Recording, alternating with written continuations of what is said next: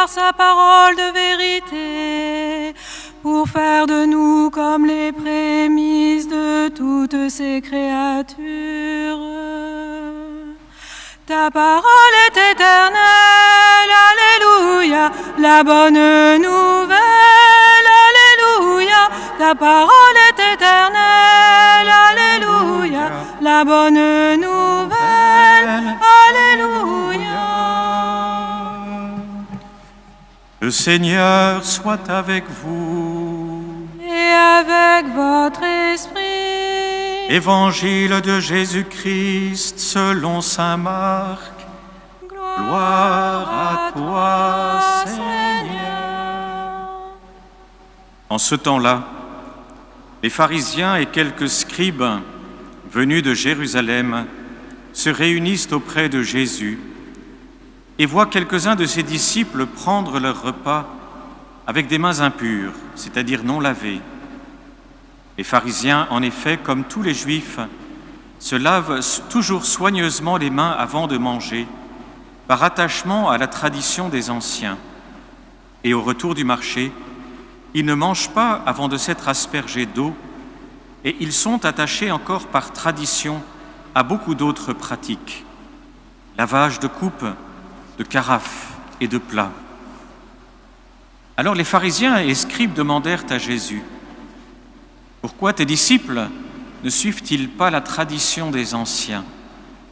Ils prennent leur repas avec des mains impures. » Jésus leur répondit: « Isaïe a bien prophétisé à votre sujet, hypocrite, ainsi qu'il est écrit: ce peuple m'honore des lèvres, mais son cœur est loin de moi. C'est en vain qu'ils me rendent un culte. Les doctrines qu'ils enseignent ne sont que des préceptes humains.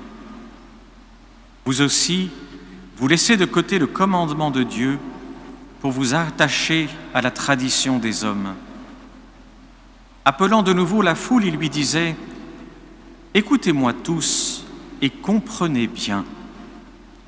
Rien de ce qui est extérieur à l'homme et qui entre en lui ne peut le rendre impur. Mais ce qui sort de l'homme, voilà ce qui rend l'homme impur. » Il disait encore à ses disciples à l'écart de la foule: « C'est du dedans, du cœur de l'homme, que sortent les pensées perverses, inconduites, vol, meurtre, adultère, cupidité, méchanceté, fraude, débauche, envie, diffamation, orgueil et démesure. Tout ce mal vient du dedans et rend l'homme impur. » Acclamons la parole de Dieu. Louange à toi, Seigneur Jésus.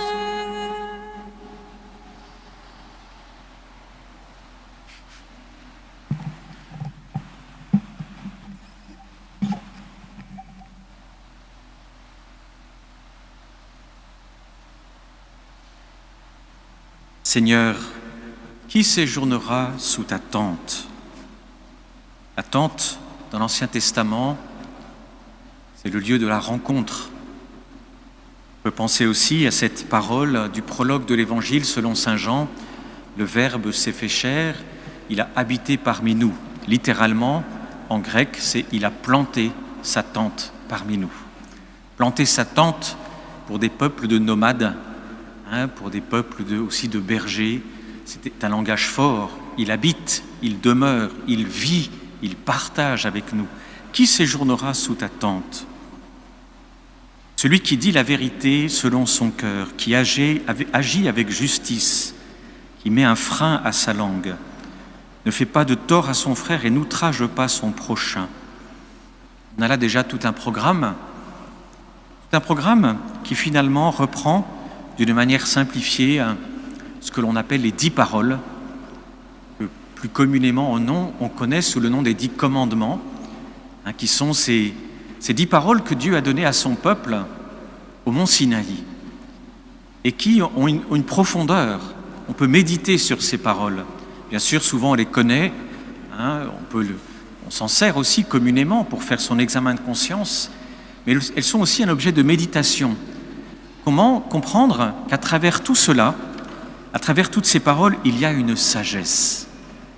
Ça n'est pas simplement « tu honoreras ton père et ta mère », tu honoreras Dieu comme le seul Dieu, tu ne prononceras pas le nom de Dieu en vain, tu honoreras ton père et ta mère, tu ne voleras pas, tu ne tueras pas. Et puis parfois on se dit « bon, je ne fais pas grand-chose de tout ça ». Et quand on le médite plus en profondeur, on se dit « bon, il y a beaucoup de façons de mentir, il y a beaucoup de façons de tuer, on peut tuer par la langue son prochain, on peut... beaucoup de manières de médire, il y a beaucoup de manières de faire le mal. Il y a beaucoup de manières d'honorer son père et sa mère sans le faire en vérité. Autrement dit, la méditation, c'est chercher un approfondissement. C'est se dire que cette parole, c'est une parole divine, c'est la parole du Créateur, et qu'il y a en elle quelque chose qui peut nous donner ce que la première lecture nous dit. Sagesse et intelligence. Et le livre du Deutéronome continue, « Quand ceux-ci entendront parler de tous ces décrets, ceux qui ne connaissent pas Dieu, ils s'écrieront, il n'y a pas un peuple sage et intelligent comme cette grande nation. » Mais vous l'avez écouté, nous avons été attentifs dans l'écoute de cette parole. En fait, il ne s'agit pas d'abord, ou pas simplement, de l'écouter. L'Écriture, le livre du Deutéronome nous a dit « Vous les garderez, vous les mettrez en pratique. Alors, ils seront votre sagesse et votre intelligence. » Autrement dit, ce n'est pas d'abord la connaissance abstraite, c'est la mise en pratique. C'est le fait, un peu comme on travaille la pâte quand on fait du pain, même si on ne le fait plus beaucoup aujourd'hui, on a plein de machines, mais enfin, la mémoire n'est pas encore trop lointaine, on le redécouvre encore aujourd'hui, de manière plus artisanale de le faire. Quand on travaille une matière, si on fait du modelage, vous voyez, on voit qu'il y a, dans la mise en pratique, il y a un travail, il y a un labeur, il y a des échecs. Il y a des moments où on a réussi son pain, il y a des moments où on l'a raté. On a réussi son plat, on l'a raté. Il y a un travail, il y a un labeur. Et dans les 10 paroles, il y a aussi, quand on dit aussi de ne pas convoiter la femme de son prochain, en fait, c'est tout ce domaine qui va toucher au regard que l'on a sur les uns sur les autres.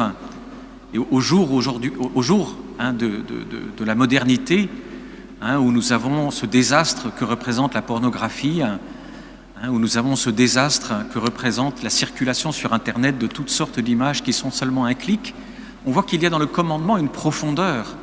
On est invité à garder son cœur. Autrement dit, derrière les actes, c'est un esprit qui nous est inculqué. Et c'est dans la mesure où on le met en pratique que l'on va pouvoir progressivement en comprendre la profondeur. C'est comme un conseil paternel, le conseil d'un père ou d'une mère qu'on garde tout au long de sa vie. Ces 10 paroles ont une profondeur. Souvent, du reste, tristement, on peut ne s'en servir que pour faire son examen de conscience et pour se dire, peut-être un peu rapidement, j'ai pas fait ci, j'ai pas fait ça. Peut-être qu'une bonne façon, vous voyez, de l'approfondir, ça peut être de reprendre le catéchisme qui a été promulgué par Jean-Paul II, qu'on appelle aujourd'hui le catéchisme de l'Église catholique. C'est bon de l'avoir chez soi, peut-être de l'acheter. Il existe aussi en livre de poche, même si c'est un gros livre de poche. Et vous avez une très belle méditation. C'est Jean-Paul II qui l'avait demandé. Et il y a tout un travail qui a été fait par des pasteurs du monde d'aujourd'hui, à l'écoute non seulement de la parole de Dieu, de la tradition, des pères de l'Église, pour nous aider, vous voyez, à décortiquer un petit peu toutes ces paroles. Puisque c'est vrai que livrés à nous-mêmes, souvent on reste un petit peu à la surface et on se contente d'une lecture un peu superficielle. Ne pas mentir, par exemple, c'est très exigeant. On sait qu'il y a ce que nous appelons les mensonges pieux. Bon, ce sont d'abord des mensonges. Les mensonges parce qu'on est pris de court. Les mensonges parce qu'on ne savait pas comment le dire autrement. Les mensonges parce qu'on ne pouvait pas dire la vérité. Vous voyez, il y a beaucoup de choses. Et parfois, on se dit que si on médite sur nos manières de faire, on voit qu'il y a aussi un manque de force. Souvent, on ne prend pas le temps de réfléchir. Que pourrais-je dire dans telle circonstance si je ne veux pas mentir? On dira, ça n'a pas grande importance, tout ça, c'est pas bien grave. Mais Jésus, dans l'Évangile, nous a dit, attention, Qu'est-ce qui rend l'homme mauvais? Ce n'est pas ce qui entre dans le corps, ce n'est pas ce que nous mangeons, c'est ce qui sort du cœur. Tout ce mal vient du dedans et rend l'homme impur.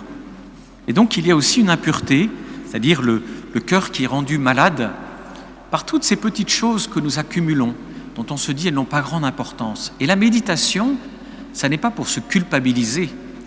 La méditation, ça n'est pas pour se dire « Oh, combien je ne fais pas ce qu'il faut ». Ça, c'est un niveau moral. Il a une valeur, certes, il a même une grandeur, mais c'est beaucoup plus profond. En fait, c'est découvrir que dans ces commandements, en les mettant en pratique, il y a une sagesse, une intelligence, où Dieu nous met comme sur des rails pour apprendre à purifier notre cœur. Enlever, vous voyez, un petit peu comme on enlève les pierres du jardin, quand on veut qu'il y ait de bonnes plantations, ou qu'on met du sable, si on veut que les carottes soient toutes droites. On travaille, on aménage. C'est normal. C'est bien que pour recueillir de bons fruits, il faut mettre la main à la pâte, qu'il y a un travail à faire. Il en est de même de notre cœur. Autrement dit, il est important de ne pas prendre ces commandements simplement, voyez, comme une norme morale, parce que, en fait, on ne se permet pas, on ne se donne pas l'occasion de pouvoir découvrir qu'il y a une vraie sagesse. Il y a une vraie sagesse dans ces 10 commandements. Et que le catéchisme est une façon de le faire. On peut s'imbiber de la méditation qu'ont fait les autres avant nous, tout au long du cours de l'histoire, et découvrir qu'il y a une finesse. On découvre une finesse dans les rapports humains. On découvre, c'est vrai que parfois, pour reprendre l'exemple que je vous donnais, si on ne veut pas mentir, eh bien, il y a un positionnement intérieur à trouver, il y a une manière d'aborder les personnes, il y a une réflexion à faire, qui n'est pas simplement pour faire face à une situation sociale ou familiale, mais qui est pour garder la porte de son cœur, faire que dans notre cœur, travailler, ce cœur qui est déjà une bonne terre, et c'est pour ça que nous sommes ici aujourd'hui, eh bien cette terre devienne meilleure, et que nous puissions séjourner sous la tente du Seigneur, c'est-à-dire goûter aussi son intimité, entrer dans son intimité. Il y a une corrélation entre vie de prière, vie d'intimité avec Dieu, relation plus intime, et cette mise en pratique. La parole, nous dit saint Jacques dans la 2e lecture, est à mettre en pratique. Il ne s'agit pas de se contenter de l'écouter, mais non plus, et c'est pour cela que je vous disais, pas simplement de la recevoir au niveau moral. Il y a une très belle expression que vous aurez peut-être relevée dans l'écoute de cette 2e lecture, où saint Jacques nous dit « Accueillez dans la douceur la parole semée en vous. Accueillez avec douceur la parole semée en vous. » Voilà la méditation. La méditation, c'est dans la douceur que l'on prend la parole, on la regarde, on la confronte. On n'est pas devant une espèce de jugement ou de tribunal. Accueillez avec douceur la parole semée en vous. C'est avec douceur qu'on médite. C'est avec douceur qu'on prend, on la reprend, on la malaxe, on la triture un peu, on essaie d'en voir les différents sens pour soi, dans notre vie, pour éclairer notre quotidien. Bien sûr, ce que j'ai dit des 10 paroles, on peut l'étendre à toute la parole de Dieu. On peut l'étendre aux psaumes, on peut l'étendre aux prophètes, on peut l'étendre, bien sûr, aux évangiles, et on peut le faire avec toute parole de Dieu que nous lisons. Il y a une vraie sagesse, mais une sagesse qui demande une mise en pratique dans la foi. Le texte original en hébreu, où Dieu fait alliance avec son peuple dans sa parole, au mont Sinaï, a une petite nuance qui est très belle. Le peuple dit « Nous avons entendu tes paroles et nous les mettrons en pratique. » Mais la nuance de l'hébreu, c'est de dire « Et nous comprendrons plus tard ». C'est-à-dire, il y a aussi dans la parole de Dieu des choses qu'on ne comprend pas. Mais on se dit, Seigneur, je reçois ta parole, je la mets en pratique et je comprendrai plus tard. En ce sens, la parole est un conseil paternel. Vous savez, comme on a pu le faire parfois dans sa vie, on a reçu le conseil d'un père ou de quelqu'un qu'on a rencontré, une personne qui nous a donné quelque chose et on s'est dit, tiens, ça c'est une parole sage, c'est une parole de vie, je vais la garder. Et elle nous éclaire d'une façon ou d'une autre sur notre chemin. Ainsi est la parole de Dieu. Nous la comprenons parce que nous la mettons en pratique. Il y a des choses qui nous échappent, non pas parce que nous ne sommes pas intelligents, non pas parce que nous ne sommes pas peut-être même brillants, mais parce que la sagesse est toujours liée à la manière de vivre. On ne considère pas quelqu'un de sage, même s'il est très brillant, s'il vit n'importe comment, s'il n'a que des déboires dans sa vie. En général, on dit quel dommage qu'un esprit si brillant soit peut-être pitoyable dans sa vie personnelle ou dans sa vie de tous les jours. Ce n'est pas le côté un peu, vous voyez, qui brille, mais la sagesse, c'est quelque chose qui vient du cœur, c'est une manière de vivre. Autrement dit, c'est faire confiance. Seigneur, quand tu me donnes ta parole, je te fais confiance. Et c'est pour cela que j'accueille ta parole dans la douceur, parce que ta parole est capable, progressivement, en la mettant humblement en pratique, en sachant que j'ai des hauts et des bas, mais je reprends avec courage, sachant que j'ai des échecs, que je fais des erreurs, et je reconnais humblement, mais je reprends aussi avec courage. J'ai confiance que cette parole que j'accueille avec douceur, que je garde dans mon cœur, que je mets en pratique, peut m'enseigner la sagesse qui vraiment rend le cœur pur. Et cet enseignement du Christ est si important, car on a toujours tendance, voyez, à vouloir, nous les humains, mettre la pureté là où elle n'est pas. Et alors, on veut se garder pur, voyez, de ne pas commettre de fautes. Il faut faire attention, parce que parfois il y a une manière de vouloir éviter la faute qui nous fait tomber dans des fautes plus graves encore, comme l'orgueil, comme la présomption, comme de se croire au-dessus des autres, ou de se croire plus parfait. Autrement dit, et c'est ce que nous enseigne l'Évangile, nous sommes des disciples. Nous marchons avec Jésus, il est le chemin. Donc nous marchons en chemin dans chacune de nos vies avec lui. Et avec lui, nous méditons la parole. Avec lui, nous cherchons à la mettre en pratique. Dans la confiance, nous marchons avec lui. Et nous comprenons que la transformation de notre cœur, ce n'est pas quelque chose d'extérieur, ce n'est pas un comportement purement extérieur. Vous avez des choses très belles quand on lit certains romans comme Dostoïevski, qui est un grand auteur chrétien orthodoxe, et qui nous montre parfois des gens qui vivent dans des situations qui sont moralement répréhensibles et qui font par ailleurs, qui ont une compassion admirable. Et Dostoïevski, à travers cela, dit, oui, il y a des gens qui sont pris dans des situations de péché, ils ne pourront jamais être exemplaires. Et pourtant, dans leur misère, ils vont être capables de compassion, de bienveillance, non seulement de charité, mais parfois de grandeur. Autrement dit, c'est l'invitation à ne pas se juger soi-même, ni les autres, selon les apparences, mais à travailler en nous cette bienveillance, cette amabilité, travailler cette bienveillance qui vient du cœur et qui fait que, en revenant au psaume, nous apprenons à agir avec justice, à dire la vérité selon notre cœur, à mettre un frein à la langue, ne pas faire de tort à notre frère, ne pas outrager notre prochain, ne rien faire qui nuise à l'innocent, qui fait ainsi demeure inébranlable. Celui qui ne reprend pas non plus sa parole, avoir une parole vraie, on donne sa parole et on la respecte. C'est tout un programme de vie, c'est tout un programme pratique.